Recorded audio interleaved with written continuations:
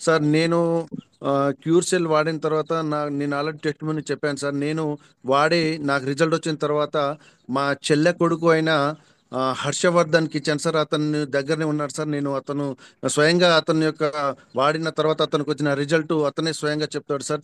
Sir ఒకసారి వినండి sir. నా పేరు హర్షవర్ధన్. మాది మహబూబాబాద్ జిల్లా. మల్యాల దామెతండ.